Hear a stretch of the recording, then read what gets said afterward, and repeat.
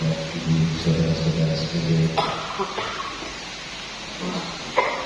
dibuka baritanya langsung kita memohon barita diserahkan pada sila kepada Yang Mulia Bante. Barita dibuka halaman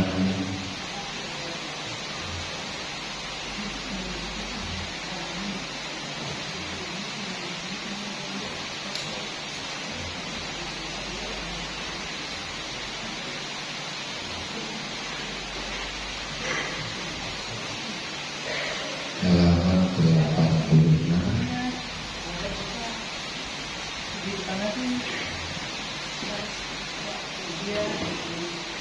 Oh tassa aham Bante tissa mena sati pancasila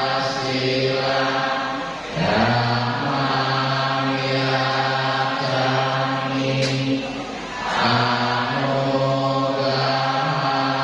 takwa sila ekame Bante dutiyampi otasa aham Bante tissa mena sati pancasila dhammayakami anugama takwa sila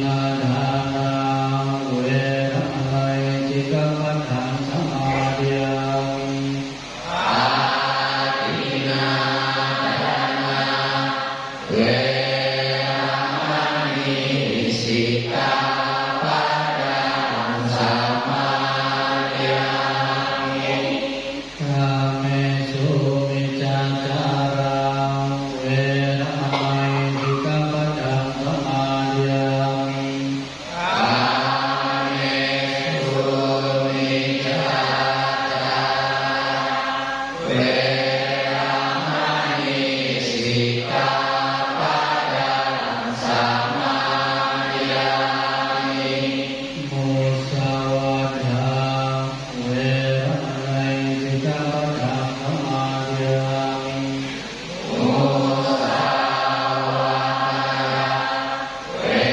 รมณีสิกขาปัฏฐานสมาธิยามิสุราเมรยมัจจาปมาทฐานาเวรมณีสิกขาปัฏฐานสมาธิยามิสุราเมรยมัจจาปมาทฐานาเวรมณีสิกขาปัฏฐานสมาธิยามิมานิปัญจสิกขาปัฏฐานิสิเรนะสุขติยันติสิเรนะโมหะกัมปดาสิเรนะนิพุติยันติตัสมาสิลังโสตัยอาหันเต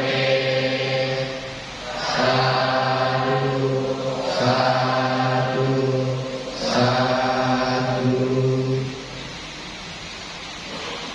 หันดามยังบุตตาสัพพินายังกาโอมาสิ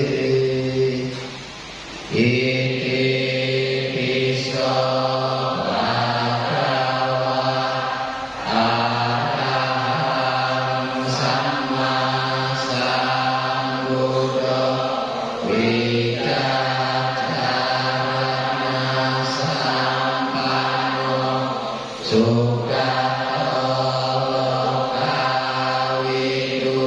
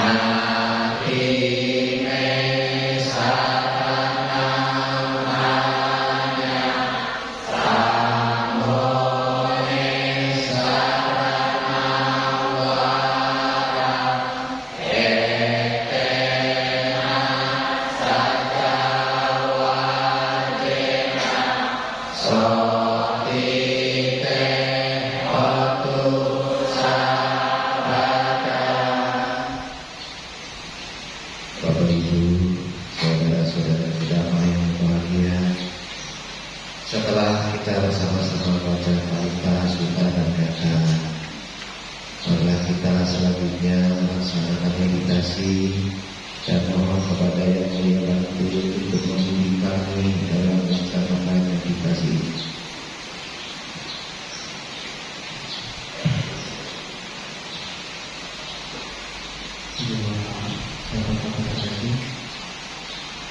Setelah menjalankan pada ini, mengadakan suatu ini untuk menjalankan pikiran kita. Menjalankan anak-anak hati, menjalankan nafas masuk dan nafas keluar. Meditasi mulai.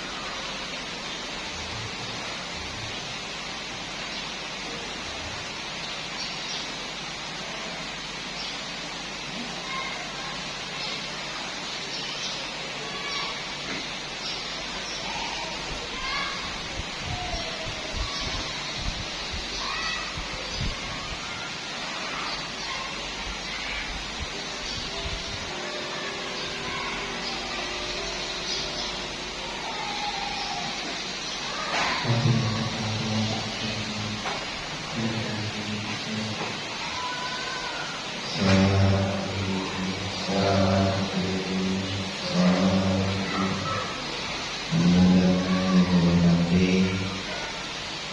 dan Ibu, mari kita sama-sama mohon dan bersama kepada Yang Mulia Batin bersama-sama bacakan halaman 88.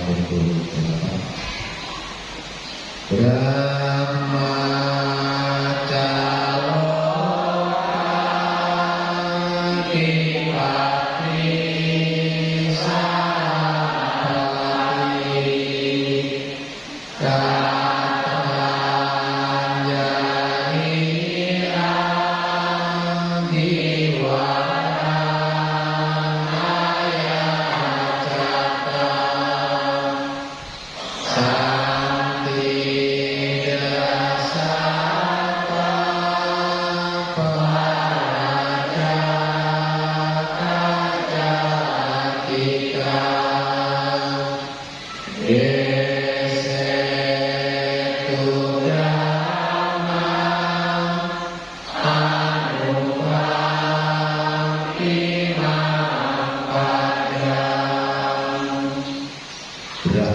Sampati, penguasa dunia ini, merangkapkan kedua tangannya bersikap anjali dan memohon. Ada makhluk-makhluk yang memiliki sedikit debu di mata mereka. Ajarkanlah Dhamma demi kasih sayang pada mereka.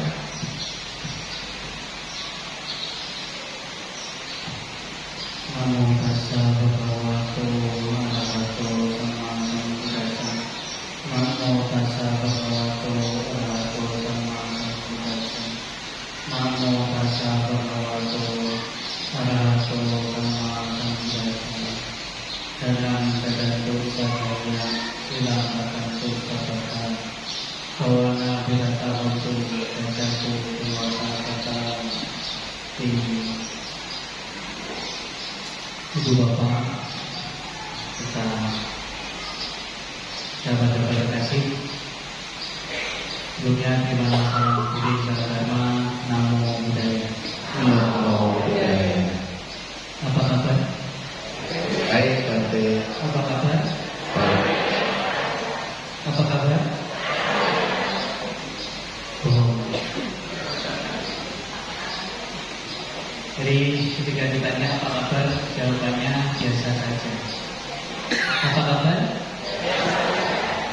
Namun sebelumnya teman-teman Bapak Ibu, mungkin sahabat-sahabat kita yang di luar ruangan, kalau masih ada boleh masuk, boleh duduk di tengah itu atau di samping ini boleh. Nah, yang sebelah sini boleh masuk, duduk di sini aja, nggak usah pakai matras nggak apa-apa. Karena saya tahu nanti kalau di luar kalian ngobrol sendiri. Nah, masuk sini, duduk sini bisa. Yang samping bisa ya? Itu ini, nah, bisa duduk sini atau ke sini. Sebelah sana bisa ada ke sini, samping atas bisa. Sana bisa, nah, sana itu. Nah, duduk sini bisa tuh. Oke, masuk aja. Santai aja, duduk situ. Yang namanya di luar dari VIP sekarang. Oke, silakan. Jadi bisa duduk dekat-dekat sini pun nggak apa-apa.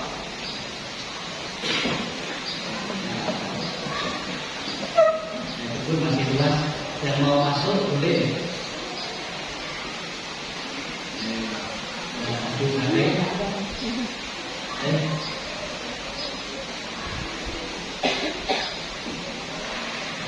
Sudah bisa dimulai. Baik, sahabat-sahabat terkasih. Jadi pada kesempatan siang hari ini sungguh berbahagia kita dapat berkumpul bertemu di sini dari berbagai tempat yang berbeda-beda. Kita bersama berkumpul bersama sahabat-sahabat sedama. Jadi pada malam hari ini, pada siang hari ini kita akan sharing diskusi. Jadi nanti Batin mungkin akan memberikan sedikit pembukaan dan seterusnya Bapak Ibu sahabat-sahabat boleh bertanya. Karena kalau saya semua yang ngomong, saya tidak tahu apa yang Bapak Ibu belum tahu. Dan siapa tahu kalau saya ngomong Bapak Ibu sudah tahu. Nah, dan yang kedua biar adil sama-sama ngomong. Jadi pada pagi hari ini kita akan membahas topik nanti kalau bertanya bebas apapun. Topik kita pada siang hari ini yaitu Dhamma in Modernitas. Jadi Dhamma untuk kehidupan modern sekarang. Karena banyak anak muda ketika diajak ke wihara ataupun ditanya tentang Buddhis, beberapa menjawab sudah kuno, sudah ketinggalan zaman. Kita di wihara duduk di bawah, di sini tenang, di sini. Tapi kalau saya ke tempat lain enak, nah, bisa di kursi ini, bisa ada musiknya lagi. Apa sih sebenarnya Dhamma untuk kehidupan kita modern Bapak Ibu? Memang kalau yang sering kita lihat dan sering kita pandang untuk kehidupan Bapak Ibu sehari-hari, pembelajaran Dhamma saat-saat ini mungkin yang saya rasakan sendiri sebelum-sebelumnya ketika kita belajar Dhamma, wihara dan lain sebagainya, topiknya atau pembahasannya baru dulu materinya, bagaimana kita cara mencapai kesucian. Anak muda seperti ini masih jomblo mau mencapai kesucian kan susah. Yang anak-anak muda yang baru mau usaha, mau bisnis, disuruh belajar tentang melepas kan susah. Jadi Bapak Ibu, di dalam agama Buddha, Sang Buddha mengajarkan Dhamma bukan hanya kepada 5 orang pertama yang tentang penghiburan mulia atau tentang mencapai kesucian. Tetapi Sang Buddha mengajarkan Dhamma juga kepada umat rumah tangga. Karena Sang Buddha mengalami penglihatan, pencapaian bahwa umat rumah tangga juga memiliki kegelisahan dalam kehidupan sehari-hari. Bukan hanya tentang langsung mencapai kesucian, tapi juga mencapai kesuksesan kehidupan rumah tangga dengan cara dharma. Begitu juga mengelola kehidupan rumah tangga ataupun keuangan sesuai Buddha Dhamma. Bagaimana belajar Dhamma itu bisa menjadi solusi mengatasi atau menghadapi tantangan dan rintangan di dalam kehidupan. Bukan hanya sekedar kecerdasan secara pengetahuan Dhamma, tetapi ketika Bapak Ibu sebagai umat rumah tangga memiliki tantangan dan rintangan dalam hidup, bisa diselesaikan dengan Dhamma, dengan ajaran Buddha. Kalau biasa kan anak-anak muda diajak meditasi males. Mungkin bukan meditasinya, tetapi cara dan bahasanya. Sama ketika anak muda sekarang diajak membahas Dhamma atau sharing Dhamma, males gitu-gitu aja. Saya nggak tahu, nggak maksud. Kalau zaman Sang Buddha menjelaskan tentang pikiran itu seperti roda berdaki yang menarik, seperti lembu yang menarik roda berdaki. Disitulah pikiran berjalan seperti lembu itu menarik roda berdaki. Coba sekarang saya tanya anak-anak muda yang umurnya sekitar 20 tahun ke bawah, kalian tahu berdaki itu apa? Ada yang tahu berdaki apa? Nggak tahu? Bapak-bapak yang udah senior 30 tahun ke atas tahu berdaki? Nah, beda Bapak Ibu. Yang muda nggak tahu. Yang udah senior tahu. Saya bilang bukan tua ya senior, karena tua itu udah sakit-sakitan. Bapak Ibu, ketika kita menjelaskan ke anak muda bahwa pikiran itu seperti seperti lembu yang menarik roda kendali. Mereka mikir dulu, apa ya kendali itu? Pusing dulu. Tetapi coba sekarang, teman-teman, pikiran itu seperti mesin Ferrari yang menarik besi yang berat itu melaju. Demikianlah pikiran seperti mesin Ferrari yang menarik besi-besi itu. Anak-anak muda tahu mobil Ferrari? Tahu. Itu kan impian kalian. Nah, bahasa yang kita modifikasi saat ini, yang kita pelajari, itulah yang bisa membuat kita itu mudah dalam mempelajari agama. Seperti yang disampaikan oleh Sang Buddha, wahai para ibu, ajarkanlah agama itu dengan tradisi setempat, kebudayaan setempat, bahasa setempat yang mudah dipahami, agar tidak salah paham kita yang menerima. Itu poin pertama, Bapak Ibu. Poin kedua, topik-topik saat kita belajar agama. Bukan berarti nggak boleh kita membahas Sutta, Vinaya, Abhidhamma, atau asal mula alam semesta, ketuhanan, jana, atau meditasi mencapai jana, mencapai bisa melihat alam lain atau makhluk-makhluk yang lain. Atau kadang orang baru datang wihara, duduk belajar meditasi maunya jana 4. Apalagi sekarang banyak umat yang baru ikut retreat pulang.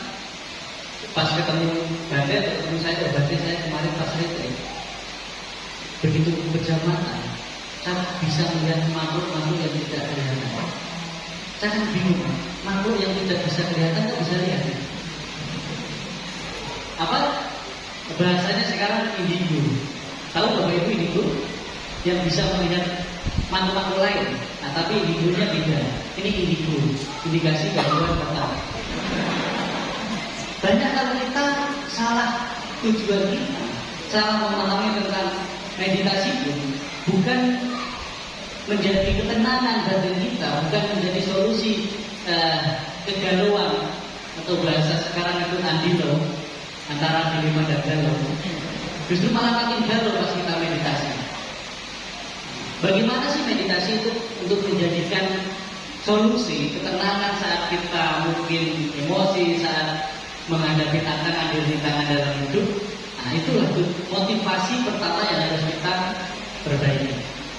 Dan kemudian Bapak Ibu, di dalam kehidupan sehari-hari kita belajar Dhamma, kita sebagai umat Buddha di Indonesia patut bersyukur dan perlu bersyukur kita bisa belajar Dhamma dari guru besar manapun. Khusus di Indonesia saja banyak sekali banda-banda yang bisa menyampaikan Dhamma, banyak aliran juga yang bisa kita belajar Dhamma, banyak guru-guru besar dari negara-negara lain yang datang ke Indonesia, kita bisa belajar apapun tentang Buddhis.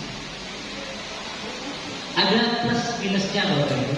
Ketika kita punya banyak sumber, ketika kita punya banyak kesempatan, kita mengerti banyak tentang ajaran Buddha. Tetapi Bapak Ibu, kita perlu ingat, kita kembali dalam diri kita sendiri, porsi kita sebagai umat Buddha. Jadi umat Buddha ada dua, ada Pabajita, umat Buddha yang hidup sebagai seorang pertapa, biku-bikuni, tamanera-tamaneri. Ada yang sebagai garawasa atau berumah tangga, berkeluarga, beristri, bersuami, atau tidak beristri, atau tidak bersuami, atau tidak memiliki istri atau memiliki suami, memilih hidup sendiri, atau memang masih jomblo sampai saat ini. Ada tipenya. Jadi dharma mana sih, topik mana sih yang memang harus saya kemas untuk kehidupan kita sehari-hari? Misalnya Bapak Ibu ketika belajar tentang rasa puas, bersyukur, atau hidup sederhana. Banyak umat Buddha kalau ketemu temannya, udah nggak usah apa istilahnya, nggak usah terlalu ngoyo. Bahasa ngoyonya apa ini? Bisa saya bahasa praktis. Berlebihan atau tidak usah kerja keras-kerasan lain sebagainya, toh nanti tidak dibawa mati. Sederhana saja. Bapak Ibu, untuk kehidupan rumah tangga sehari-hari, Memang keperluannya adalah bekerja untuk memenuhi kewajiban sebagai berumah tangga. Yang terpenting adalah sesuai dengan Buddha Dhamma. Sang Buddha mengajarkan manajemen bisnis sesuai Dhamma, yaitu dengan mata pencaharian yang benar, cara bekerjanya juga benar, cara pemakaiannya juga benar, cara mengelola keuangan sesuai Dhamma juga benar. Di dalam Sabda Nikaya, di Galwada Sutta, di situ di dalam Buddhis dikasih tahu bagaimana manajemen keuangan Anda sebagai seorang rumah tangga. Sudah pernah dengar sebelumnya? Kalau sering kita dengar 10%. Kalau saya bilang 10%, ngerti? Tahu? Paham? Sama-sama paham ya? Dan kita Bapak Ibu di dalam Buddhis ada ternyata.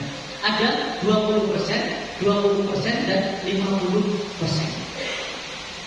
Apa itu Bapak Ibu? 25% keuangan Bapak Ibu itu untuk belanja kehidupan sehari-hari, kebutuhan kehidupan sehari-hari, untuk belanja makanan, untuk makan keseharian, untuk kegiatan keseharian itu 25%. 25% lagi untuk investasi bisnis. Nah, untuk pokoknya bisnis dan sebagainya.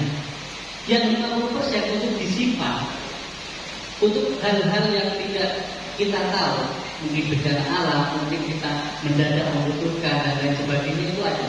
Berarti untuk berbuat baik dari mana? Dari 50% itu Bapak Ibu perlu atau mampu berapa persen? Itulah untuk berbuat baik. Nah itu yang disebut manajemen keuangan sesuai Dhamma. Ternyata Sang Buddha ada mengajarkan hal ini. Dan itu sudah 2600 tahun yang lalu.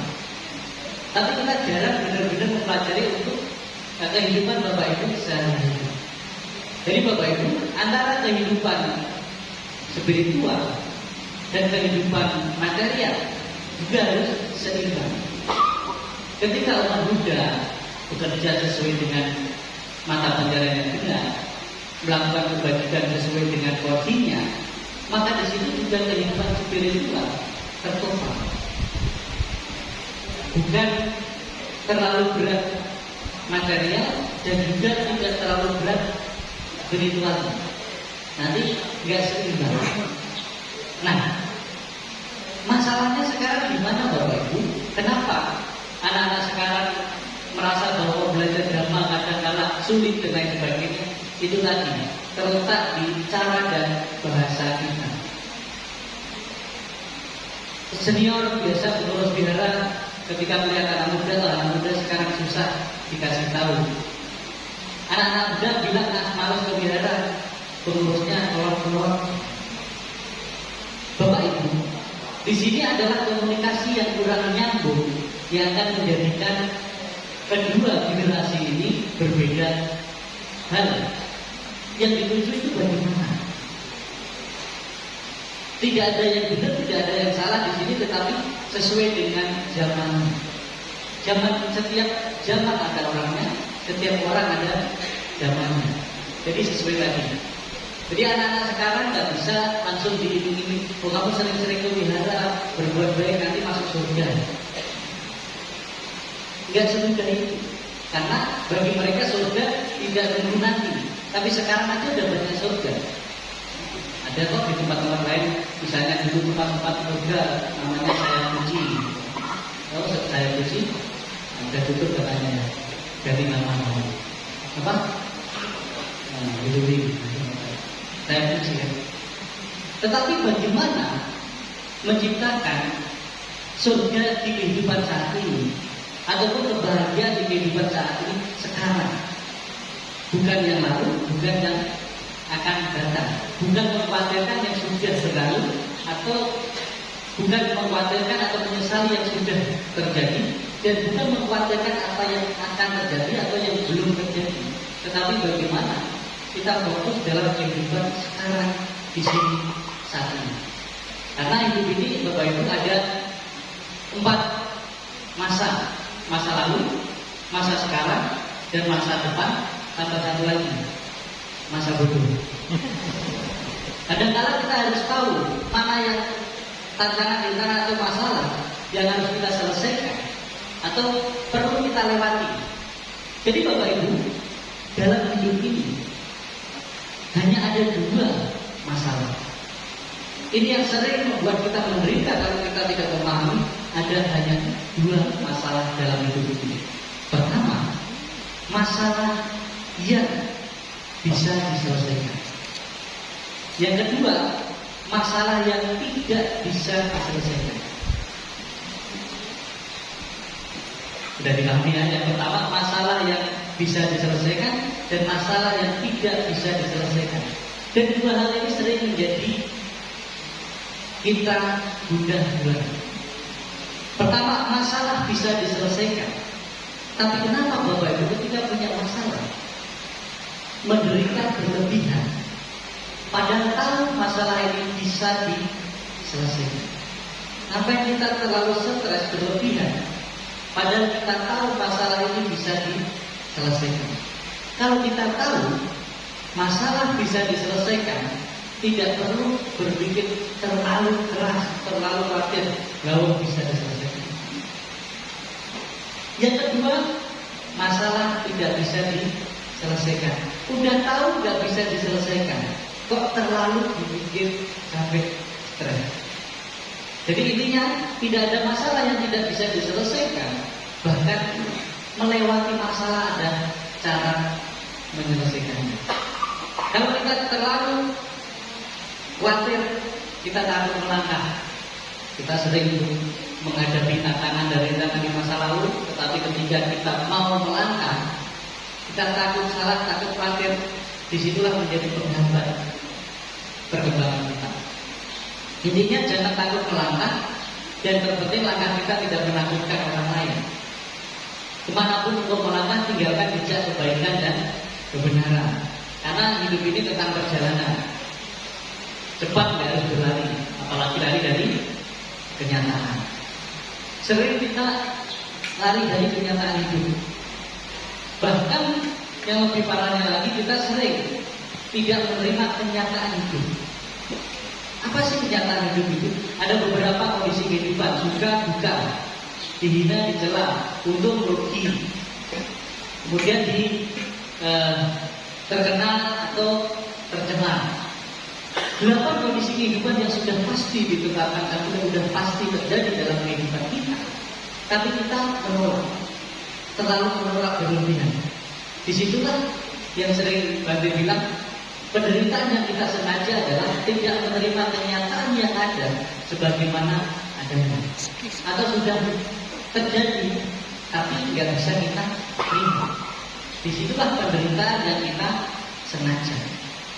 Sedangkan teman-teman Sang Buddha mencapai kesucian, Pangeran Siddhartha mencapai kebudayaan, itu memahami bahwa kehidupan ini ada beberapa hal, yaitu tentang 4 kebenaran harian.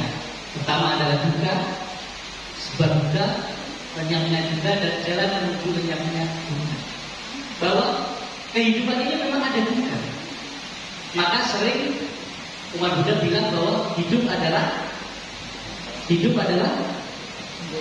Bapak Ibu, hidup adalah penderitaan. Pantas Bapak Ibu menderita terus. Bukan hidup adalah penderitaan, tapi penderitaan adalah bagian dari kehidupan. Memang ada duka, memang ada penderitaan di kehidupan kita. Tetapi ketika kita memahami itu terjadi, kita bisa menyadari bahwa oh ini ternyata bagian dari kehidupan saya duka.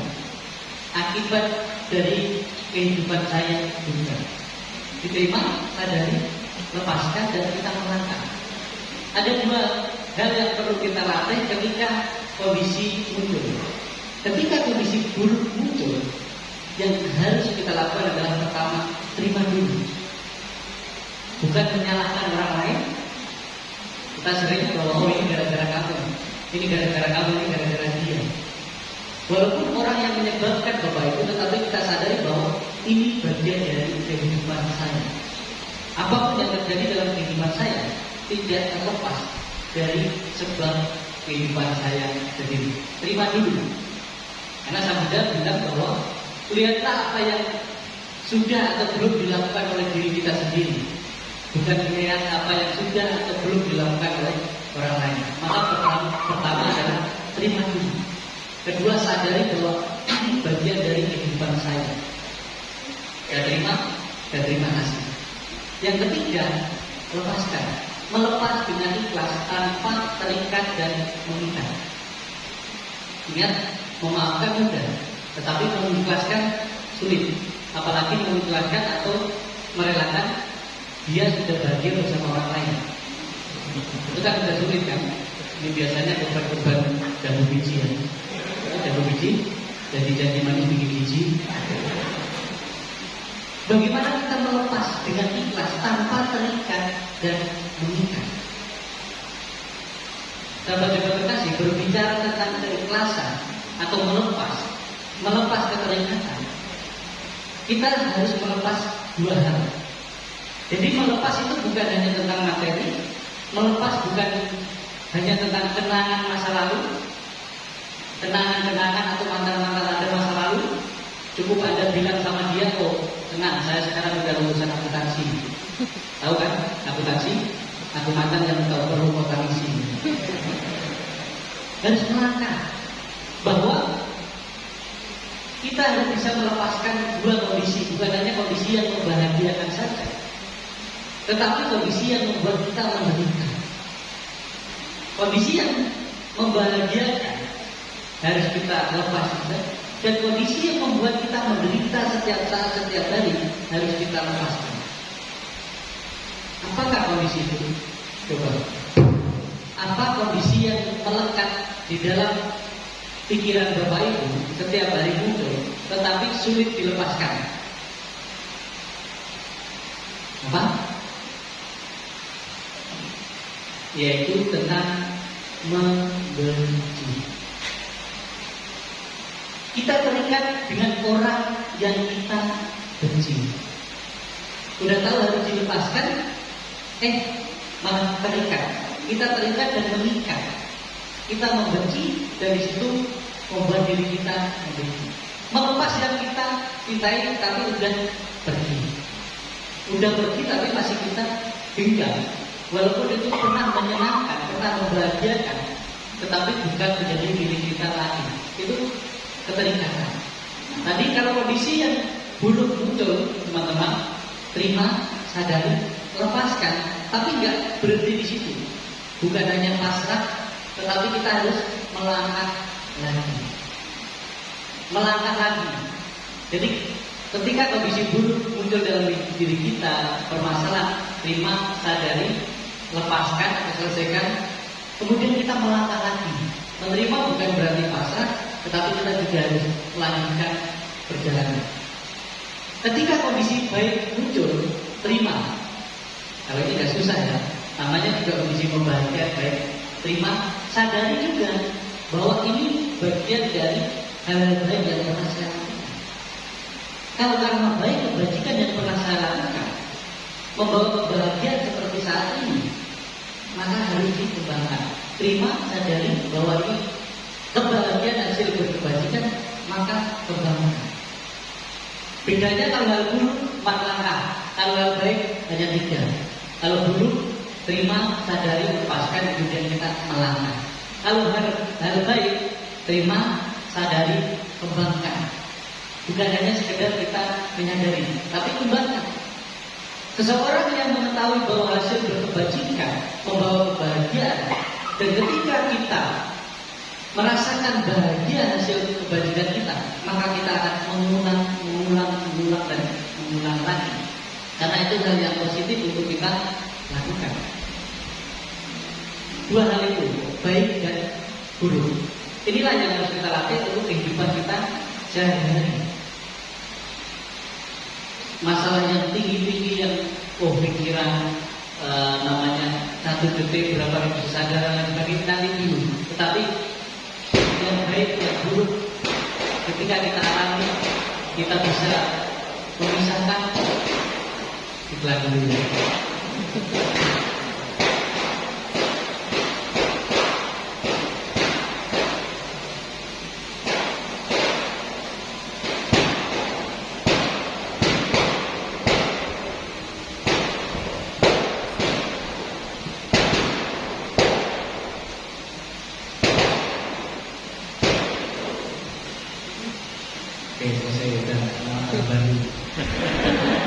Bukan satunya. Ya, baik. Kita lanjut lagi Bapak Ibu. Beberapa hal tadi, 3 poin tadi, itulah yang bisa kita pelajari, kita praktekkan untuk kehidupan kita sehari-hari. Itu disampaikan oleh Sang Buddha di beberapa sutta. Tapi tadi berarti Dera menjelaskan ini dari sutta mana atau bahasa yang mana. Kenapa demikian Bapak Ibu? Sering umat tanya atau umat protes, oh berarti Dera ini jarang mengajarkan dhamma, jarang mengajarkan sutta-sutta, sibuk di podcast saja dan lain sebagainya. Yang mereka nggak tahu bahwa apa yang saya sampaikan itu semua dari sutta-sutta itu. Tetapi saya ubah bahasanya, saya ambil poin-poinnya, tiba-tibanya yang bisa diterima, terkhususnya anak-anak muda, umumnya pada masyarakat umum dan lain sebagainya, yang mudah dipahami. Kenapa Bapak Ibu? Saya waktu belajar Buddhis di awal mengalami banyak kesulitan karena bahasa-bahasanya dan perumpamaannya.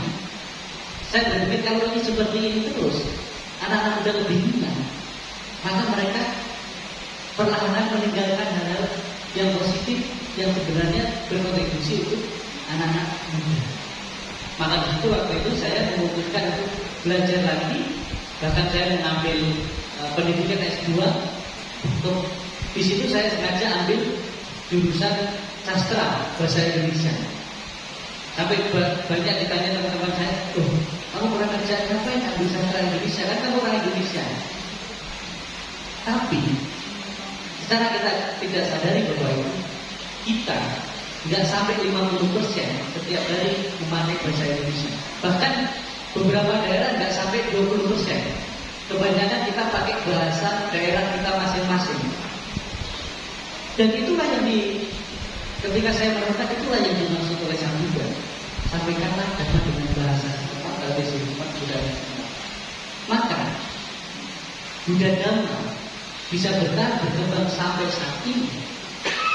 Ternyata di setiap daerah, setiap negara, setiap budaya bisa menyesuaikan tradisi kebudayaan masing-masing di sana. Disitulah Buddha Dhamma berkembang atau bertahan. Kalau di Sumatera Utara Bapak Ibu, umat Buddha di sana dari berbagai suku, ada yang Jawa, ada yang Tionghoa, ada yang India Tamil, ada yang umat Batak Karo.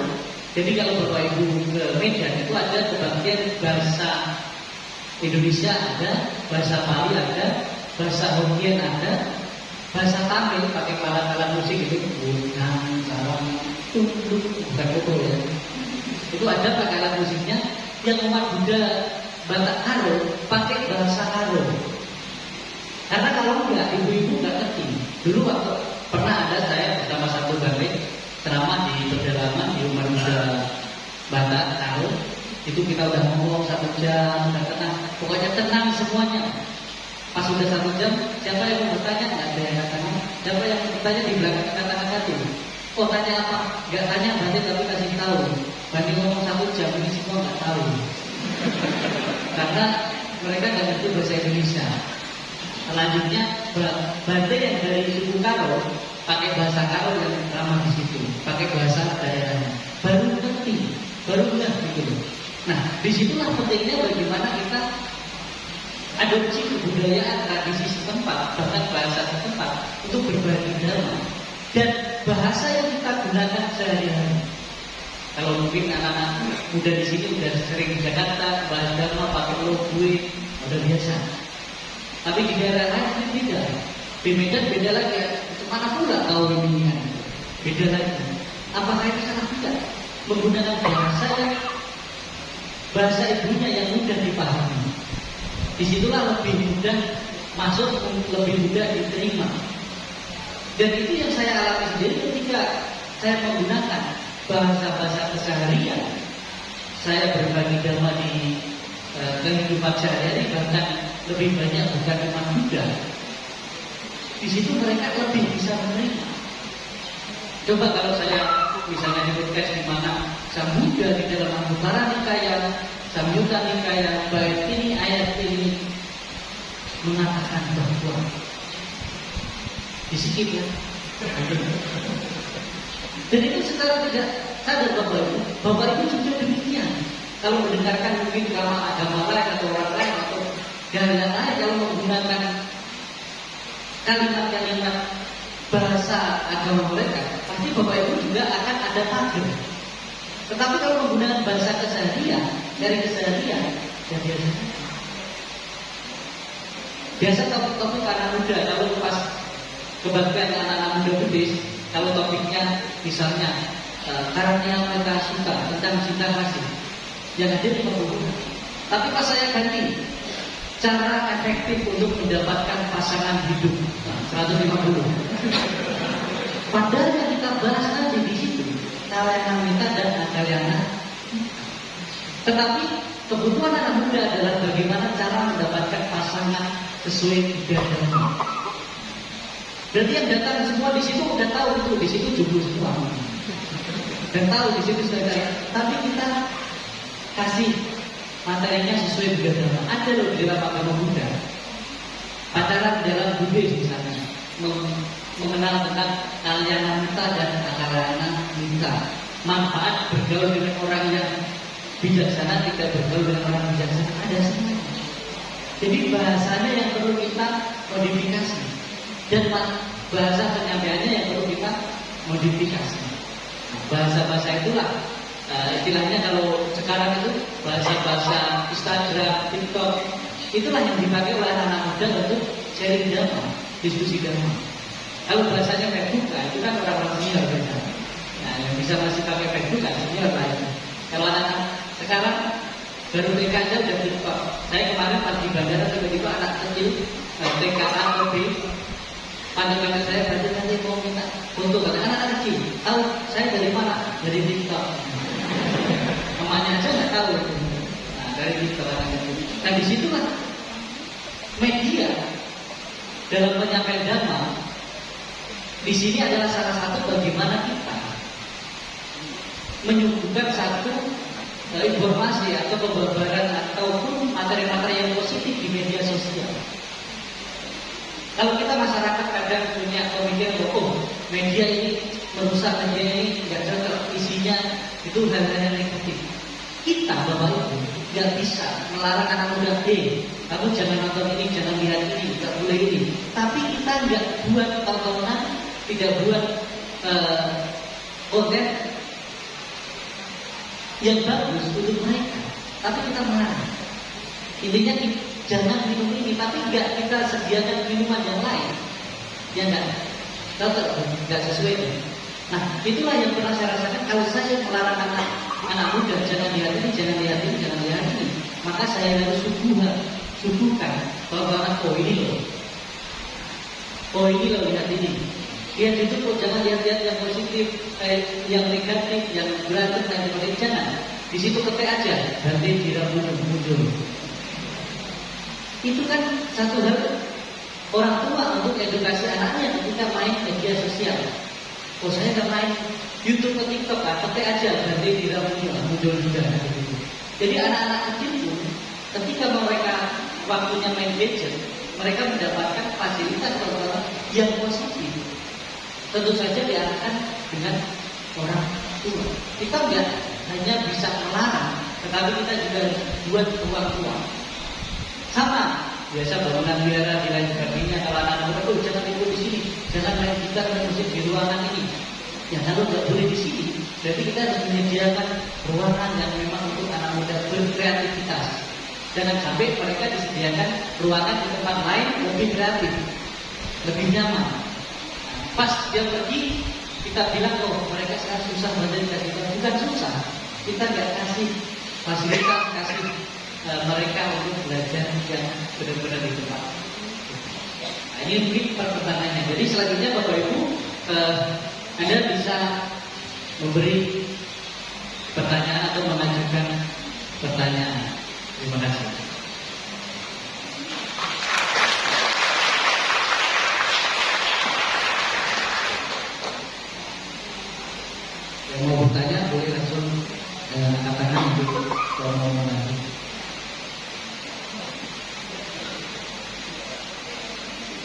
Silakan Bapak Ibu, saudara-saudara jamaah yang ingin bertanya, mumpung ada Bante di sini, banyak yang mungkin unek-unek atau unek-unek pemikiran yang ingin disampaikan atau belum dipahami, dipersilakan, jangan malu-malu.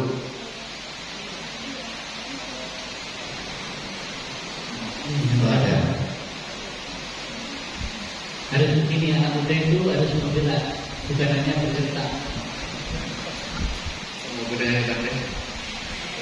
Punya satu pertanyaan. Setelah saya kawin, jadi untuk zaman sekarang itu gimana sih melakukan kebajikan baik waktu? Oke, bagaimana sih melakukan kebajikan baik bagi orang tua? Bapak Ibu, sebelumnya saya ingin bertanya, menurut Bapak Ibu, teman-teman, aku juga, apa sih warisan yang paling berharga dari orang tua? Warisan yang paling berharga dari orang tua apa menurut? Ajaran. Ada yang lain? Warisan yang paling berharga dari orang tua? Apa? Hah? Pendidikan, sama dengan ajaran ini. Apa? Dilahirkan, hampir mendekati. Hah? Tradisi dan budaya. Nah, bisa juga tapi kurang. Ada lagi? Yang bisa jawab nanti pergi ke India sama saya. Nanti kita ketemu di budaya, beli tiket masing-masing. Gak ada? Betul-betul. Benar tapi kurang. Nyerah ini? Kita kasih karmanya? Karma terikat? Ada lagi? Budadama. Rela ini saya jawab sendiri, Bapak Ibu. Warisan yang paling berharga dari orang tua kita dan ibu kita adalah badan jasmani kita, yang pernah dibalut dengan tulang, dengan daging, dengan darah, dengan kehidupannya. Warisan yang paling berharga dari orang tua adalah badan jasmani kita. 9 bulan orang tua itu menahan sakit, menahan ini, menahan nggak bisa itu untuk menjaga jasmani kita untuk tetap dilayani. Jadi apa sih balas budi atau kebajikan tertinggi dari orang tua? Bukan hanya sekedar kasih materi, bukan hanya sekedar ada sukses tapi orang tua di panti jompo nggak ada apa-apanya. Oh, kok bisa? Bisa. Saya beberapa kali keliling ketika saya berkunjung ke panti jompo, ada seorang ibu-ibu yang tinggal di panti jompo yang ruangannya sangat mewah, bagus, pembantunya di situ ada 2, ruang AC, ruang semua ada. Tapi pas saya datang, dia bilang, Bante, dia sambil nangis, Bante, kenapa Bante yang datang? Kenapa anak saya tidak pernah datang? Padahal anaknya itu salah satu orang yang kaya di kota itu. Ternyata kebahagiaannya bukan dengan materi, bukan dengan fasilitas yang mewah, tetapi kehadiran anak. Warisan yang paling berharga dalam badan jasmani kita, salah satu kebajikan yang terbesar dan balas budi yang terbesar adalah menjaga jasmani kita, menjaga kehidupan kita bermoral dan bermanfaat bagi kehidupan orang lain. Itu orang tua akan lebih bahagia ketika melihat anaknya bermanfaat untuk orang lain.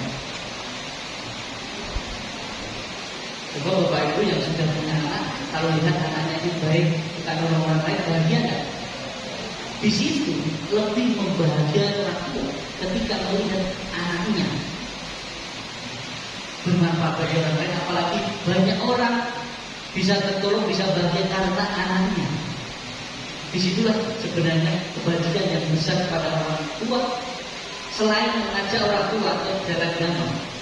Satu lagi dari kebajikan yang besar sebenarnya ketika orang tua belum mengenal agama, kenalkan. Kalau belum praktek, ajak praktek. Kalau sudah itu tadi, jaga kehidupan kita tetap bermoral, jaga kehidupan kita bermanfaat bagi orang lain. Itu adalah salah satu balas budi yang terbesar pada orang tua kita. Bukan hanya sekedar materi, bukan hanya sekedar fasilitas, tetapi ketika kita berkebajikan, walaupun orang tua kita sudah meninggal, ketika kita melakukan kebajikan yang saya lakukan ini saya dedikasikan kepada mama dan papa. Mama dulu baru papa. Maka kalau dalam acara-acara biasa bahasa Inggris ladies and gentlemen, cewek dulu baru cowok. Ada ibu kota, nggak ada bapak kota. Ibu pertiwi, nggak ada bapak pertiwi. Jadi ibu dulu. Ketika kita berbuat baik kalau masih hidup, ketika bapak ibu berbuat baik, orang tua masih telepon, "Ma, saya hari ini berbuat baik atas nama mama." Pasti mereka dulu berbahagia. Ketika bapak ibu ke wihara mungkin kebayang nama sekarang. Nah, tadi bapak ibu datang mengucapkan nama Karakata, sebelumnya nama sekarang. Pas bapak ibu nama sekarang, apa yang bapak ibu ucapkan ketika bersujud? Apa? Bapak ibu, teman-teman, ketika bersujud di wihara atau dimanapun di Pacantan, apa yang bapak ibu ucapkan? Wah, nggak tahu, nanti saya ikut-ikut, yang penting nama sekarang aja. Ada? Wah, kalau saya besok tetap semoga saya kaya, semoga saya sukses itu. Enggak? Nah, bohong. Bapak ibu, coba biasakan ketika nama sekarang. Pertama, nama budaya apa di bawah? Semoga kedua orang tua saya berbahagia. Kedua, nama dan maya semoga para leluhur saya berbahagia. Yang ketiga, nama saya semoga semua makhluk turut berbahagia. Kalau bapak ibu hari ini datang masuk ke wihara nama sekarang 3 kali, sudah mendoakan. Pas nama sekarang datang, udah lagi. Nanti nama sekarang datang lagi. Berapa kali ada nama sekarang di situ kebajikan kepada orang tua lalu sudah. Jadi intinya salah satu atau kebajikan terbesar kepada orang tua, pertama mengarahkan ke jalan dharma, kedua menjaga kehidupan kita yang berharga sebagai manusia ini, yang bahkan kelahiran kita untuk tetap hidup, orang tua kita mempertaruhkan kehidupannya demi kita terlahir tetap hidup. Orang tua kita, ibu kita itu mempertaruhkan kehidupan demi kita bisa terlahir tetap hidup. Jangan sampai sia-siakan kehidupan kamu, apalagi sebagai anak-anak muda yang diputuskan cowoknya saja, saya nggak bisa hidup tanpa punya ibu. Baru diberikan iPhone 16, dibilang kalau nggak ada kamu, saya nggak bisa hidup. Ingat, ibu pertama aja melahirkan kamu, dia mempertaruhkan kehidupannya, gitu kan? Kalau sedikit atau sedikit mau loncat, putus kita sedikit mau loncat. Itu harus kita renungi bahwa terlahir sebagai manusia yang sangat berharga dan sulit dan sangat sulit ini harus kita pergunakan dan benar-benar. Jadi hidup ini menghidupkan kehidupan manusia lainnya, bukan memanfaatkan kehidupan manusia lainnya untuk kita bertahan hidup. Maka hidup harus menghidupkan kehidupan manusia lainnya, bukan hanya kita memanfaatkan kehidupan orang lain untuk kita bertahan hidup. Kalau lebih kasarnya lagi, hidup sebagai manusia tidak cukup hanya berkembang biak, tetapi harus berkembang baik. Kita bukan hanya harus berkembang biak, maksudnya berkembang biak di sini bukan hanya yang penting nanti nikah, punya anak, punya keturunan, berurus marga, berurus harta dan lain sebagainya, tetapi harus berkembang baik, berkembang bijaksana. Kalau Sang Buddha bilang manusia itu bukan hanya seperti sapi, berkembang jasmaninya aja, badannya aja, tapi pemikiran dan bijaksana tidak.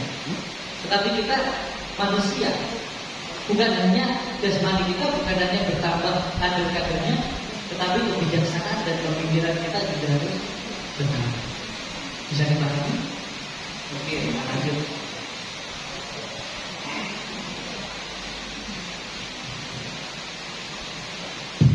Terima kasih. Menanggapi apa yang Bante ceritakan mengenai bagaimana kasih sayang orang tua kepada anak, tapi ini barusan Bante menjelaskan seperti ini, saya jadi ingat kejadian kemarin. Barusan kemarin ini naik angkot. Jadi pada saat naik angkot itu agak ramai di dalam Muncul itu, lalu kemudian ada bapak ibu dengan anaknya masuk ke dalam angkot, lalu kemudian anak itu ini kayak lagi sakit itu, lalu mungkin papa-papanya tuh agak malu gitu karena anaknya rewel sekali dengan kayak kamu dulu itu, sampai kemudian namanya itu juga pukul, papanya juga begini, sampai sopirnya bilang anak itu udah lewat dengan cekek. Jadi papa mamanya tuh ini betul-betul kasih sayangnya tuh pukul apa gitu, pukulnya juga nggak main-main. Lalu sampai akhirnya mungkin mereka sudah bilang itu karena anaknya kecewa sekali, jadi di tengah jalan mereka berhenti, maksudnya mereka minta tolong. Lalu masih sempat lihat tuh kalau si orang tua itu juga orang pukul gitu. Jadi supirnya sampai tanya, anak tuh jangan dicekek. Gitu. Oke. Memang kadang banyak, gimana banyak dengan orang tua yang begitu melahirkan membuang anaknya, begitu istilahnya anaknya nggak dirawat dan lain sebagainya. Di luar dari hal itu, ingat kalau itu kan punya karma masing-masing, karma masa lampau dan karma yang baru saat ini. Jangan hanya karena kita melihat hal-hal seperti itu, maka melunturkan balas budi kita kepada orang tua, respect kita kepada orang tua dan hal-hal lainnya yang positif. Pemandangan hal seperti itu, kita harus punya kebijaksanaan. Itu kembali ke karakter manusia masing-masing dan punya karma masa lampau. Ya, tadi anak sama orang tua, mereka terlahir sebagai anaknya aja punya karma masa lampau yang bagaimana. Jangan-jangan dari dulu memang udah cekik-cekikan itu anak sama orang tua. Kelahiran saat ini pun memang seperti itu. Ya, jadi Bapak Ibu, hubungan karma saat ini orang bisa berkeluarga bahkan menjadi suami istri anak bapak itu kan karena dua hal. Pertama, sama-sama saling mencintai. Kedua, sama-sama saling membenci. Bisa dipahami ya? Jadi orang tua, karma orang tua sama anak di kehidupan saat ini itu disebabkan oleh dua hal.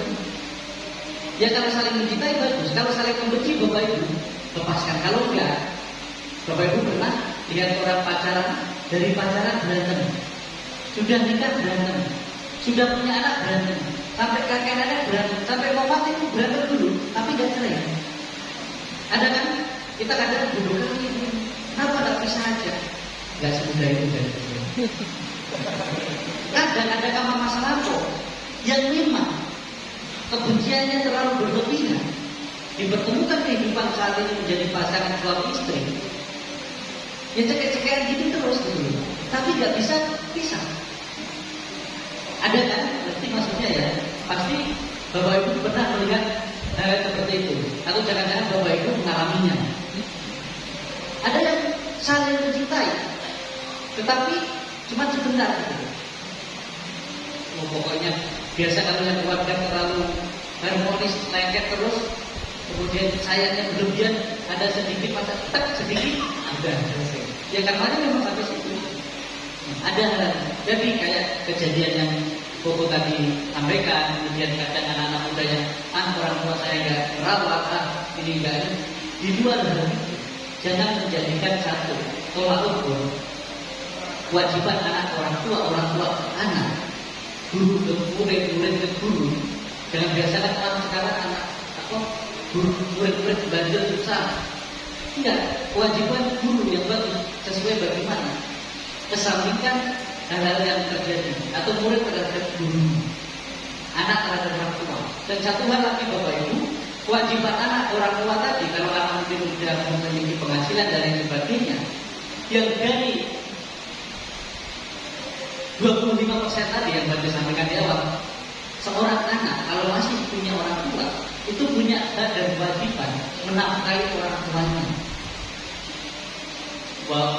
Baik itu suami atau istri punya hak atau kewajiban menafkahi orang tuanya. Itu ada di dalam segala wadah sifat. Maka di situ, kalau Pak Buddha berkeluarga, memiliki satu pemahaman yaitu sama cadar, memiliki kebajikan yang sama. Jadi suami istri harus paham bahwa suaminya atau istrinya juga masih memiliki kewajiban menafkahi orang tuanya atau balas budi orang tua. Itu ada juga. Dan itu juga dijelaskan bahwa berkewajiban atau menafkahi orang tua walaupun sudah berkeluarga itu adalah salah satu penyebab keberhasilan ataupun kesuksesan dalam karir. Kalau orang lain misalkan kesuksesan anak itu doa dari ibu, ternyata dari diri saja kebajikan yang kita menyontoh ibu dan ayah, istri dan anak, saudara. Nah di situ ternyata. Oke, selanjutnya silakan. Nah itu yang baju putih, sudah cepat. Ini yang pakai. Nah itu. Waduh, gantian ya. Tenang masuk aja. Mau penting, saya mau dua pertanyaan penting. Jadi kemarin aku sempat berdiskusi sama salah satu tetangga agama kita di sebelah. Jadi kemarin itu kita bahas tentang living in present.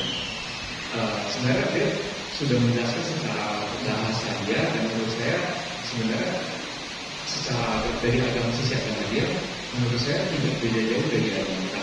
Cuma bahasanya aja tidak. Nah, saya pengen nanya, menurut Dante, gimana cara kita sebagai umat berumah tangga untuk bisa hidup di saat ini secara utuh. Nah, itu yang pertama. Yang kedua, saya setelah ngobrol sama teman saya ini, saya baru sadar selama ini saya bermeditasi dengan cara yang salah. Karena selama saya bermeditasi, pikiran saya muncul terus untuk fokus ke pernapasan. Tapi menurut setelah saya berbicara dengan teman saya, seharusnya saya tidak terlalu berpikir. Nah, saya jadi berpikir maksudnya apakah selama ini cara meditasi saya salah, atau memang harusnya bermeditasi itu memang pikiran itu memang harus diredamkan, tapi hatinya harus dirasakan. Itu aja Bang. Terima kasih. Oke, bagaimana caranya kita supaya bisa hidup sekarang di sini saat ini? Kamu di sini masih hidup nggak? Masih. Itu aja udah salah satu cara bagaimana kamu bisa menikmati momen sekarang di sini saat ini, tidak terlalu gelisah dengan apa yang nanti. Nah, ini satu latihan yang harus dibiasakan. Kalau beberapa ilmuwan atau buku-buku ada buku-buku yang kayak berjudul Mas Bersikap Utama tadi yang saya bilang, kalau di Buddhis itu ada beberapa buku-buku dharma yang ditulis oleh Bante Sri Gamananda, ada juga di situ bahwa kita sebenarnya hidup keseharian nggak sampai 10%, bahkan kurang. Hidup itu benar-benar sekarang di sini saat ini. Kita kebanyakan itu di masa lalu atau masa yang akan datang atau yang belum terjadi. Maka di situ yang membuat sering kita itu salah satunya berpikir berlebihan yang sebenarnya nggak perlu kita pikirkan. Ya kan? Kita sering berpikir berlebihan yang sudah lewat. Kita sering pikirkan. Kita udah tahu nggak bisa mengubah. Dan yang akan datang, kita nggak bisa benar-benar memastikan harus seperti pikiran saya, tapi kita pikirkan. Nah, ini berhubungan dengan pertanyaan yang kedua, meditasi. Meditasi itu apa sih? Meditasi adalah berpikir, melihat pikiran kita sedang berpikir apa yang sedang dipikirkan oleh pikiran kita, itulah yang harus kita pikirkan. Pusingan. Jadi Bapak Ibu, meditasi itu sama. Kita belajar hidup di momen sekarang di sini saat ini.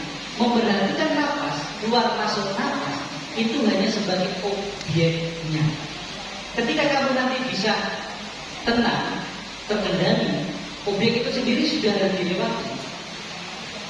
Tetapi kalau kamu sudah bisa tenang, tidak mengikuti pikiran yang lalu dan yang akan datang ke akhirat tadi, tapi kita bisa fokus pada apa yang sedang kita kerjakan.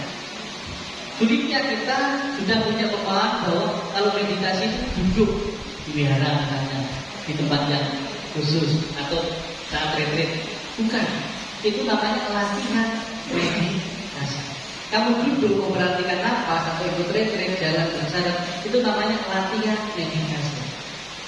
Tapi meditasi yang sebenarnya ketika nanti kamu udah keluar dari ruangan ini, di depan sana, kamu baru keluar, langsung dari sini, itu meditasi.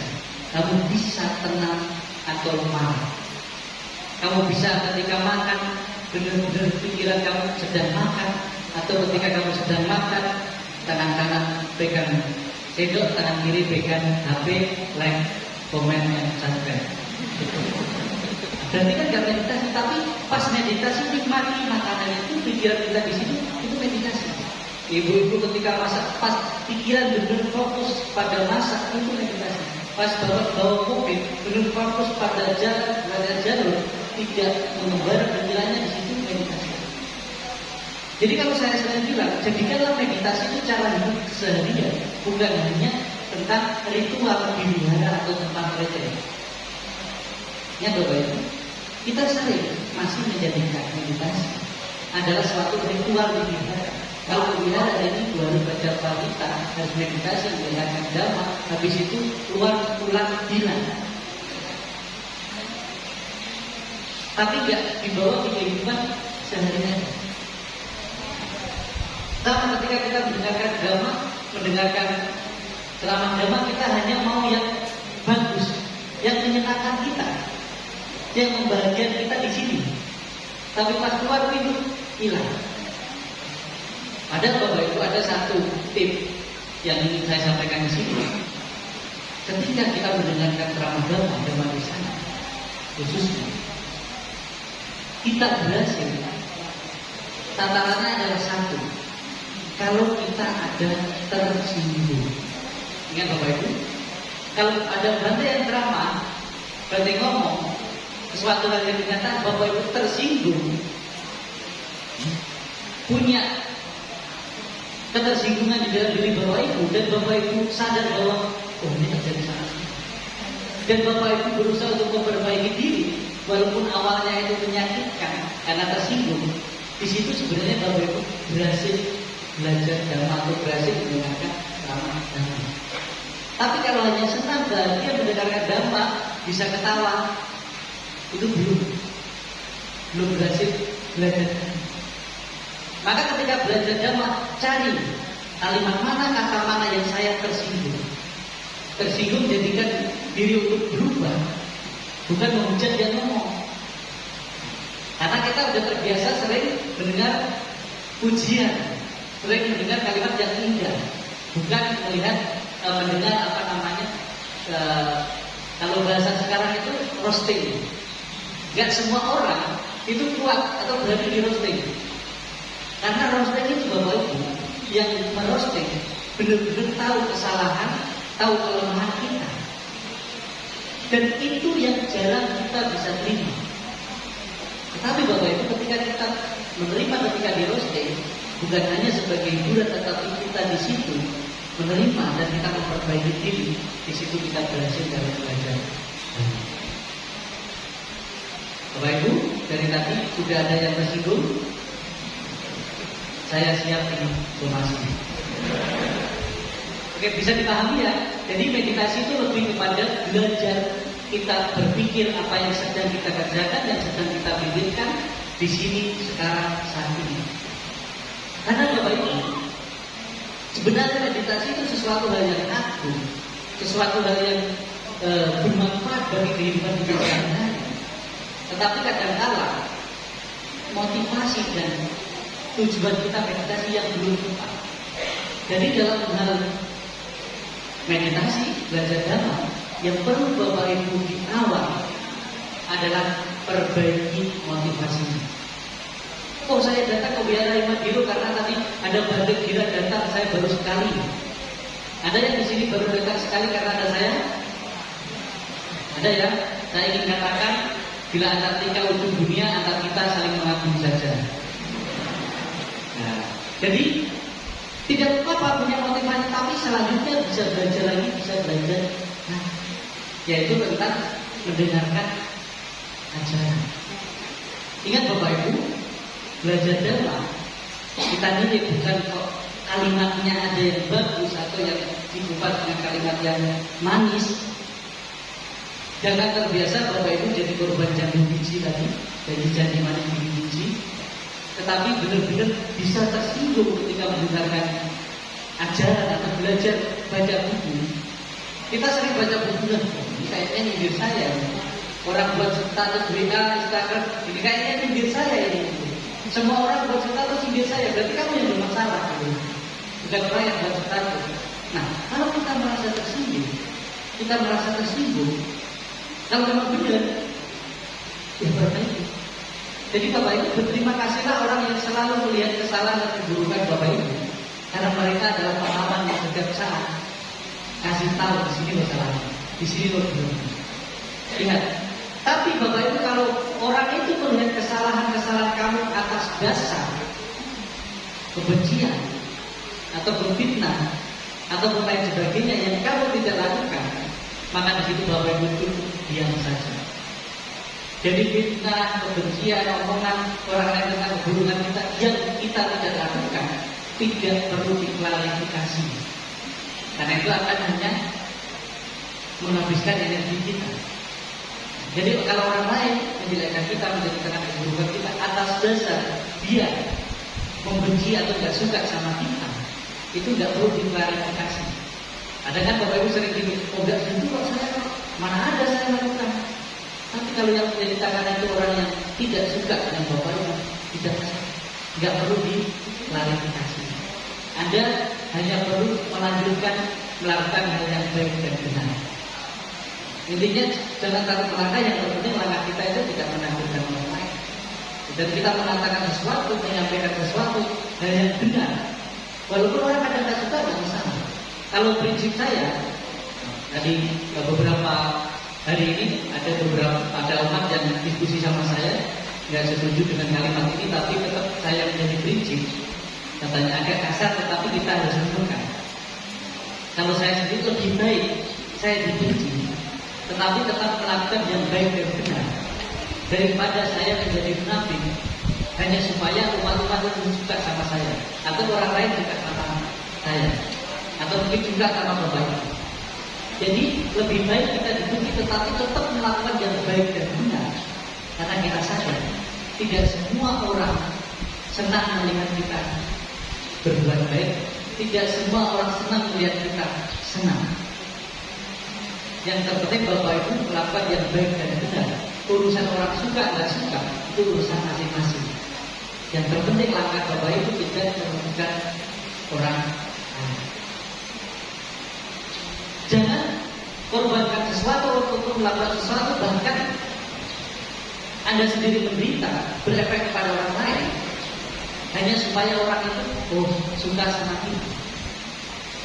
Ini yang sering di masyarakat, kita rela meninggalkan kepentingan kita hanya demi menyenangkan orang lain. Dan Bapak Ibu sadari, kita nggak akan pernah bisa menyenangkan semua orang. Cukup kita tidak melakukan yang salah, itu sudah cukup. Karena orang tidak selalu melihat kita bahagia, itu mereka bahagia. Tapi kadang ada yang bahagia melihat kita menderita, dan menderita ketika melihat bahagia. Jadi kalau ada orang yang menderita melihat kita bahagia, Bapak Ibu cukup berbahagialah sebanyak-banyaknya. Bahagialah sebanyak-banyaknya dengan cara yang baik dan benar. Intinya lebih mendalam lagi dengan cara yang benar, bukan hanya baik. Karena baik belum tentu benar, tapi kalau sudah benar pasti baik. Itu ya Bapak Ibu. Ini seorang dulu salah satu guru saya bilang, dan yang dari Cina Damu bilang, kamu harus melakukan yang benar, bukan hanya yang baik.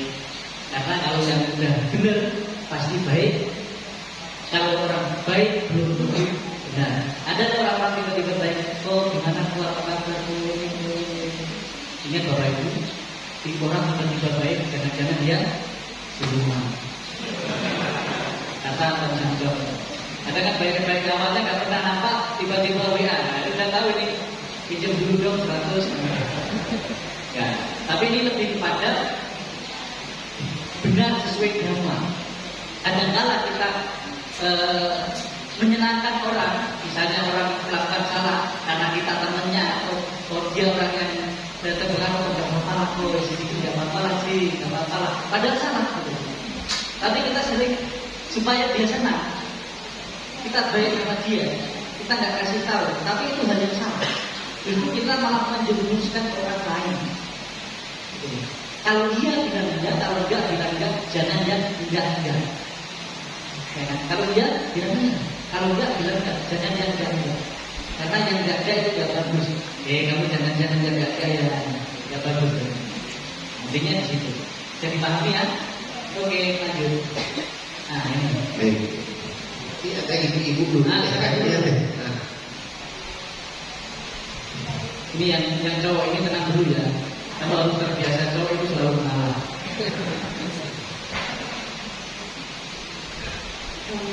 Kamu budaya berarti. Jadi saya mau nanya. Mungkin nanyanya itu bukan lebih ke arah orang lain, misalnya mengarah ke Bante, tapi berpengaruh ke orang lain juga. Jadi aku mau nanya, kan sebelumnya itu Bante beda chapter ya, bukan di chapter ini dulu. Ya, Beda agama itu, beda agama itu. Iya. Itu bilang itu juga usah saya. Jadi mengapa Bante memilih Buddhisme sebagai jalan hidup dan di titik mana di dalam hidup yang membuat Bante sadar akan itu? Nah, itu tuh kenapa saya nanya karena berkaitan dengan Dhamma Desana yang Bante berikan yaitu Dhamma in Modern Life. Karena saat ini khususnya banyak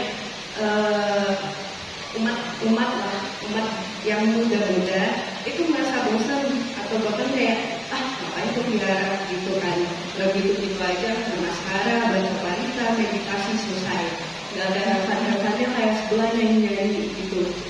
Nah itu mungkin lebih ke arah lah dimana titik itu Buddhisme itu berpengaruh dalam hidup, karena seperti yang tadi Bante bilang penyampaian dari modern way-nya itu bahkan nggak secara khusus disebutkan ini dari kita mana, terus ayat mana gitu. Bahkan yang kita lakuin tiap hari itu pun kadang kita nggak ngeh bahwasannya itu ada di ajaran agama itu. Oke.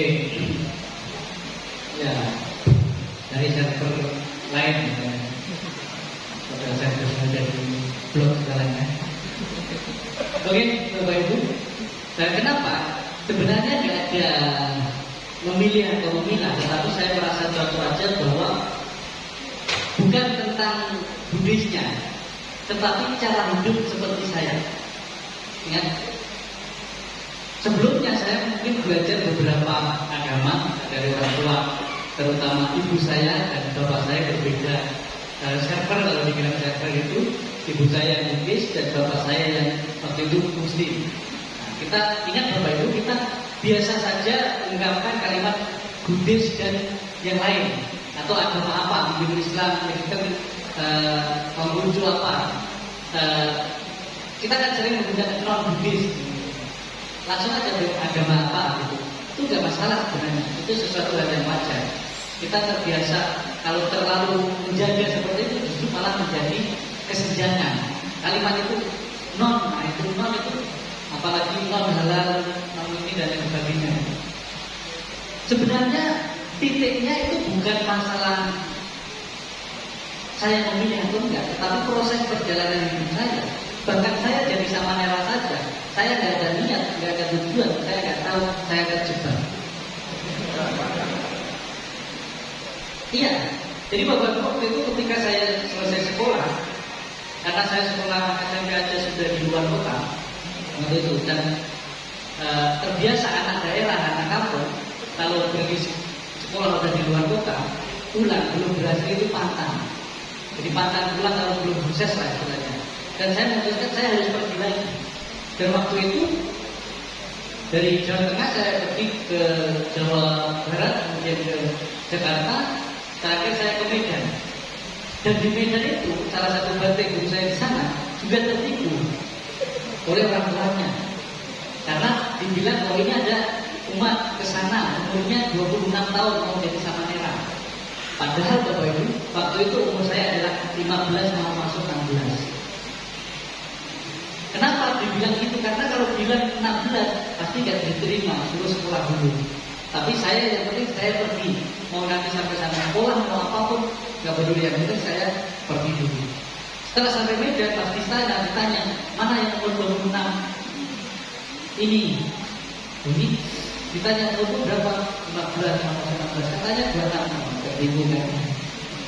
Nah, pas di situ kebetulan ada program Pak Baja sama Nera.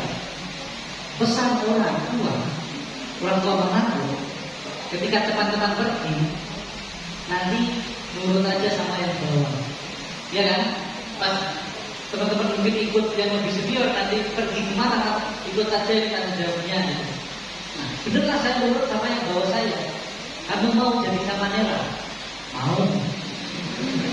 Ya kan disuruh nurut kan? Mau. Padahal waktu itu saya tidak tahu apa itu sama Nera, apa itu bantu.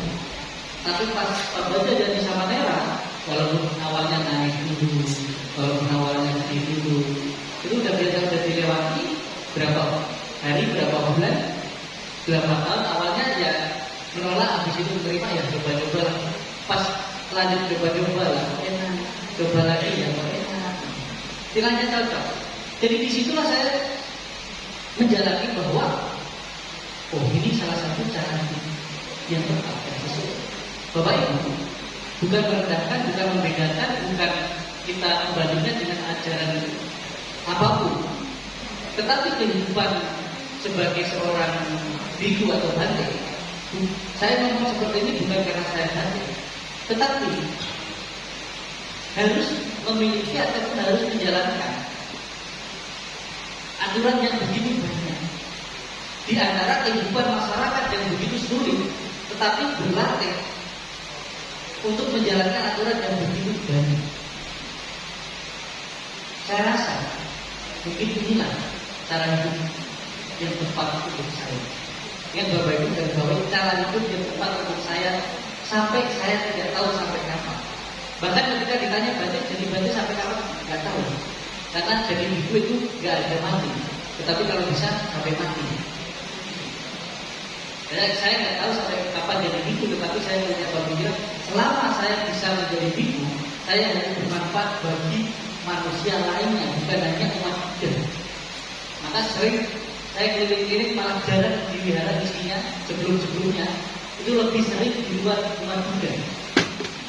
Ada orang bilang, oh, kenapa berarti lebih sering keliling di luar? Ya sudah tahu saya umat Buddha dan Buddha. Itu saya mau bermanfaat. Selama saya jadi bante, saya jadi biku, saya tidak tahu sampai kapan saya harus bermanfaat bagi orang lain, bahkan bukan hanya sebagai bermanfaat untuk umat Buddha, tapi semuanya. Jadi kalau masalah agama, saya memilih menjadi kehidupan sebagai seorang biku. Tetapi kalau untuk pengabdian didik itu semua masyarakat, tidak melihat ini agama apa, aliran apa, organisasi apa, suku apa, siapapun ketika waktunya cocok sesuai dengan saya ke situ. Saya sama tim saya ketika dihubungi tim saya itu nggak pernah tanya ini organisasi mana, tetapi ketika bidang saya berarti mereka siap untuk saya ke situ. Dan ketika saya hadir di sini, kalau ada kuburan siapa harus siap saya posting juga. Maksudnya gimana? Mari kita membenahi, mari kita memperbaiki, mari kita melayani dengan sungguh-sungguh, dengan baik dan benar. Karena kita sebagai umat Buddha, ada kala udah sedikit dipecah-pecah lagi, udah pecah dipisah-pisah lagi, udah pisah, nah direbut lagi. Kan yang diharapkan gitu kan? Nggak bisa jadi butuh sekarang, nanti lah. Istilahnya kita sama-sama. Jadi tadi bukan pilihan di pilihan mana, sampai sekarang itu masih perjalanan terus. Jadi setiap tahapan kehidupan kita belajar selalu berproses terus. Yang penting kita berproses, nikmati prosesnya, pelajari prosesnya, jangan banyak protes. Nikmati, pelajari proses, bukan protes. Nah disitulah yang terpenting adalah ketika kita belajar agama, kita punya kapasitas untuk berbagi ke orang lain, bukan tentang ceramah tetapi ke teman-teman dan lain sebagainya yang bermanfaat, berbagilah kepada mereka. Karena kadang-kadang kita belum bisa menjalankannya, kita belum bisa mempraktekannya. Ketika orang lain butuh, siapa tahu dia duluan bisa mempraktekannya dan duluan bisa bermanfaat. Ajaran Buddha yang saya pelajari, saya yakin saya sadar-sadarnya saya belum bisa mempraktekkan itu semua. Saya menjadi biku, saya sadar belum bisa mempraktekkan 100% aturan saya menjadi biku. Maka hashtag saya bukan orang suci. Jadi kalau ada yang salah, ada yang kurang dari saya, wajar, bukan orang suci. Saya terus berusaha. Kalau mahasiswa saya itu bilang, saya seorang biku, tetapi saya juga masih manusia. Karena beratnya tugas biku adalah ketika seorang itu jadi biku, umat Buddha menganggap ini sudah tidak manusia lagi. Ya kan? Harus tinggi levelnya. Bahwa itu kita masih umat Buddha. Bedanya dewasa dan apa kita. Praktek kita, materi kita sama. Dalam praktek kehidupan sehari-hari bedanya silakan aja. Disitulah kita sama-sama saling katanya kekreweti lah istilahnya, saling membantu, saling menyokong. Disitulah berjalannya agama Buddha tetap berputar. Ada penyokong, ada penjaga, ada penyampai dhamma. Disitulah terus berputar.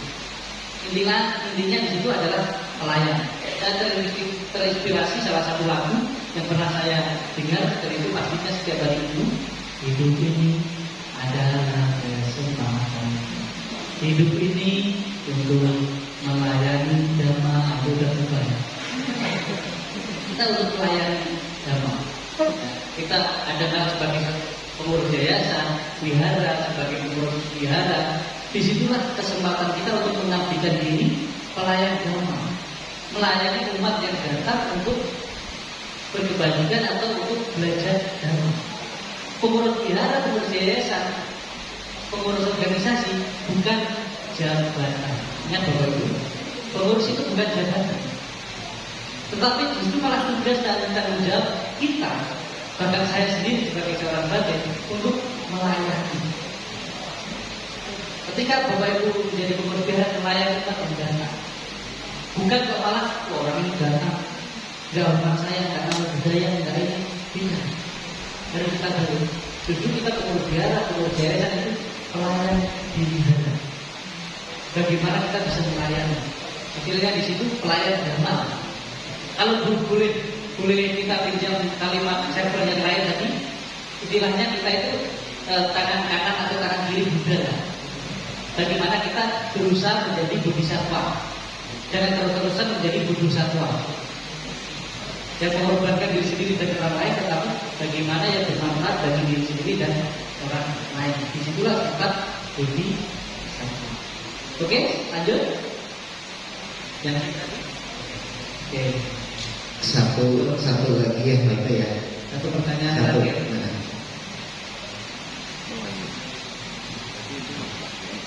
Kalau budaya dan saya juga, ya saya ada dua pertanyaan. Pertanyaan pertama, apakah sama orang tua itu turun ke anak? Yang kedua, kan kalau saya kebetulan di sini ada, nah di sini kan karena udah sendiri juga agamanya banyak dan sebagainya, dan juga seperti yang kita ketahui setiap kegiatan yang kita lakukan itu umumnya sifatnya transaksi yang saya ketahui. Kita melakukan sesuatu untuk mendapatkan sesuatu gitu, dan juga di sini sering saya temukan orang-orang itu misalkan harus membaca Alita, harus melakukan puasa supaya nanti yang buruk-buruk ini bisa hilang gitu. Nah itu sebenarnya apakah benar nggak sih? Tapi kalau misalnya saya lihat sih itu lebih kayak gimana ya? Kalau misalnya kita melakukan itu untuk ada tujuan, karena begitu terjadi dia kecewa. Ini yang benar tuh seperti apa Bang? Selalu juga kayak meditasi gitu. Meditasi begitu kita punya tujuan, saya mau mencapai sesuatu titik tertentu, ya semakin kita prosesi malah salah. Tapi kalau misalnya kita prosesi juga salah gitu. Jadi yang benar itu seperti apa? Terima kasih. Oke.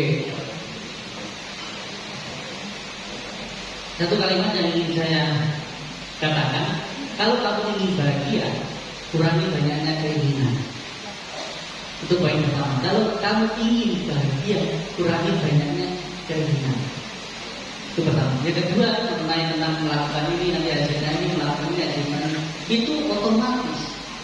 Cuma bukan, jangan jadikan itu satu tujuan, tetapi itu otomatis efeknya. Efeknya, ketika kamu function, dapat kesehatan dan lain sebagainya. Kalau kamu benar-benar function, melepaskan makhluk hidup yang sedang terancam, sedang menderita. Bukan kamu cari makhluk yang sudah bahagia, kamu pesen, menderita lagi, kamu pesen, itu namanya ritual. Bukan function. Ingat ya, function melepaskan makhluk hidup yang memang sedang menderita. Kita lepas. Karena banyak fenomena di Indonesia sekarang bukan function, tapi dokumentasi. Beli berkilo-kilo, bertonton, baca berita, sutra ini dan sampai panjang, mati semua dulu. Baru didoakan semoga kamu berbahagia. Udah bahagia saja tadi sebenarnya. Yang penting dokumentasi dapat dulu. Kalau ini justru malah kita yang rugi melihat mereka. Dan tujuan kita kan supaya mereka bahagia. Bukan salah atau benar. Yang perlu kita perbaiki adalah cara kita, function dan medianya. Benar-benar melepaskan makhluk hidup yang menderita. Sebelum Bapak Ibu bertujuan melepaskan makhluk hidup lain selain manusia di luar diri atau di luar rumah, lihat di dalam rumah sekitar rumah ada nggak orang-orang yang masih kurang bahagia. Lepaskan dulu dari penderitaan. Misalnya orang yang susah makan, kurang makan, itu ada kasih nasi bungkus atau bungkus, itu pasien melepaskan penderitaan rasa lapar orang itu dari lapar. Itu bukan berarti panggil saya lah ya. Tapi kalau kita belum bisa yang benar-benar, yang pasti, yang belum pasti, kok saya belum tahu yang benar atau salah, yang pasti dulu. Intinya ini yang saya ingin katakan, bukan mengejar atau bukan memilih dalam berkebajikan. Bahkan ketika kita ragu, belum pasti misalnya, cari dulu yang pasti dulu. Misalnya kalau function kita masih ragu, masih belum pasti, ya yang pasti dulu. Misalnya lihat orang yang kelaparan, orang yang kurang mampu, kasih makan, itu pasti dia bahagia ya. Tergantung kamu bisa bahagia nggak? Di situ belajar melepas. Jadi kita memberi itu bukan untuk kaya, bukan untuk sukses. Namanya memberi di dalam agama Buddha. Itu namanya memberi, belajar melepas, tidak mengharap kembali. Kalau dari awal tujuan kita berbuat baik hanya memupuk kebajikan, di situ namanya jual beli ya. Orang yang berbuat baik, orang yang menjalankan hina pasti ke dalam bahagia itu efeknya. Gak perlu kita harapkan. Karena kalau kita terlalu mengharapkan, di situ adanya kecewaan. Sama satu hal, ketika kita kasih sesuatu ke orang, di situ sebenarnya kita belajar melepas sedikit yang kita anggap milik kita, yang sebenarnya nggak ada yang benar-benar milik kita. Pertama, belajar melepas. Kedua, ketika kita berbuat baik, memberi ke orang lain, di situ yang harus bilang terima kasih harusnya kita. Mungkin agak aneh ya, kalau Bapak Ibu kasih, kan orang yang dikasih bilang terima kasih. Tapi kalau secara benar sebenarnya ketika kita kasih orang, kita harus bilang terima kasih, karena orang itu memberi kesempatan kita untuk menanam kebajikan. Tapi kalau Bapak Ibu kasih tetap bilang terima kasih. Tapi kalau Bapak Ibu ngasih, coba bilang terima kasih. Ketika di situ motivasinya bilang terima kasih, sebenarnya disitulah kita belajar benar-benar melepas. Urusan kebajikan itu otomatis efeknya. Gak perlu kamu harapkan pun efeknya ada. Orang berbuat baik kan syaratnya cuma 3. Bahagia sebelum memberi, bahagia saat memberi, bahagia setelah memberi. Tapi kenapa kalian tambah 1? kecewa setelah memberi. Kan merusak kebajikan kita sendiri. Kita sering merusak kebajikan kita sendiri, memikirkan materi yang kita kasih ke orang lain, padahal sudah menjadi milik orang lain. Nah orang lain, tapi kita masih mikir, bahwa saya tadi masak di rumah dengan makan sama batik, makanan saya dimakan batik, jangan-jangan nggak dimakan, jangan-jangan dimakan orang lain. Di situ ibu-ibu, bapak-bapak merusak kebajikan bapak ibu sendiri karena memikirkan hartanya miliknya. Kita bahagia sebelum saat sudah selesai. Kalau nggak dimakan kan syukur, nanti bisa saya ambil makan lagi. Dan kebajikannya kan spontan, kadang dilihat kan, bapak ibu datang ke wihara. Nah, datang ke sini bawa video. Pas belanja selesai makan, bapak ibu makan, dapat ayam geprek. Kebajikannya langsung. Biasa kalau anak muda yang kreatif itu datang video, nanti makan di wihara nasi ayam, nasi babi yang. Jadi kemudian ke orang tua tadi, karena orang tua tidak turun ke anaknya, tapi berhubungan dengan anak. Ingat, tidak menurunkan, tapi berhubungan. Orang yang punya anak cacat itu bukan karena orang tua, bukan karena orang tua, tapi punya anak cacat itu karena orang tua. Tapi bayi itu cacat karena dia sendiri, tapi berhubungan karena dengan orang tua. Saya ulangi ya, seorang ibu punya anak cacat itu karena ibunya. Bayi itu lahir cacat karena bayi itu sendiri, bukan menanggung karena orang tua. Jadi kamu ya kan? Kamu misalnya melakukan sesuatu, orang tua kamu melakukan sesuatu, kemudian kamu kena efeknya, sama-sama menderita. Orang tua kena karmanya, anak kamu pas karmanya berhubungan itu. Jadi ada hubungan karma, anak orang tua ada hubungan karma, tapi tidak diwarisi. Tidak ada di sekolah kita itu disebut karma orang tua diwariskan ke saya, enggak. Karma saya mewariskan kepada diri saya yang kan. Bagaimana? Itu dan simpel tadi yang harus kita ingat adalah orang tua punya anak cacat itu karma orang tua, dan bayi lahir cacat itu karena karma dia sendiri. Tetapi keduanya punya hubungan kan, yang orang tua harus punya anak yang tidak sempurna, dan anak harus lahir di rahim orang tua yang punya karma dulu. Harus satu frekuensi dulu dong, baru bisa nyambung.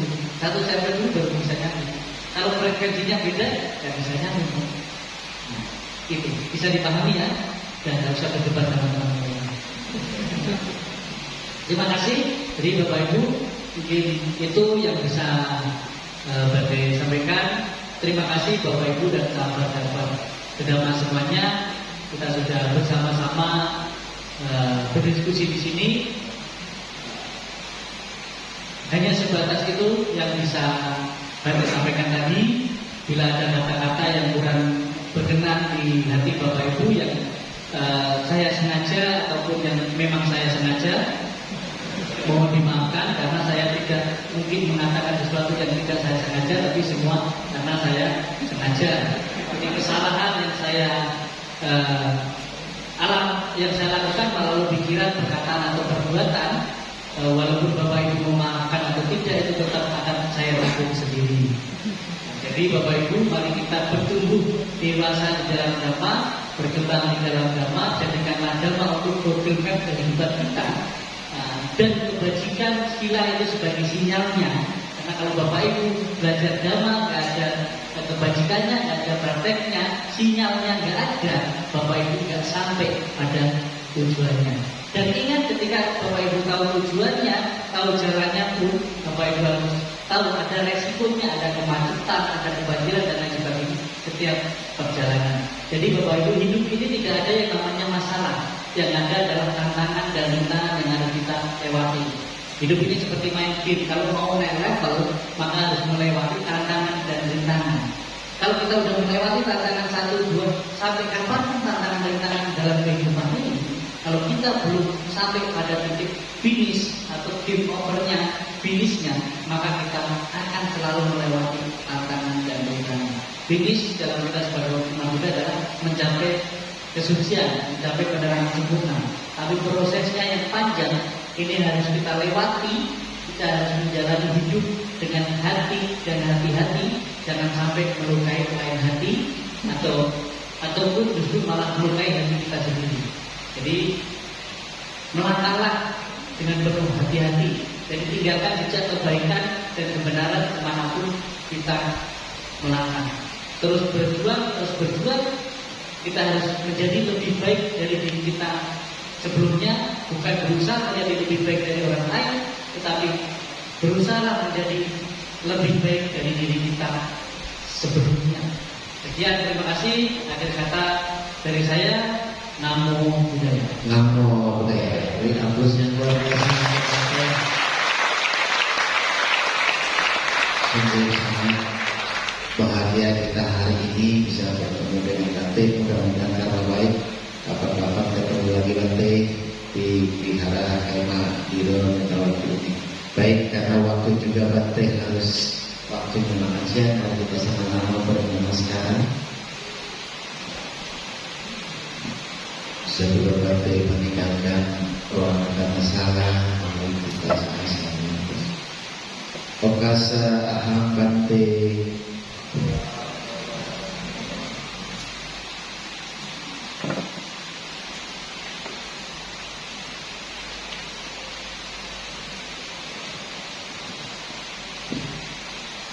Terima kasih, mohon dikasih jalan untuk geser sedikit. Nanti bisa kembali lagi setelah ada jalan untuk Ibu Abah.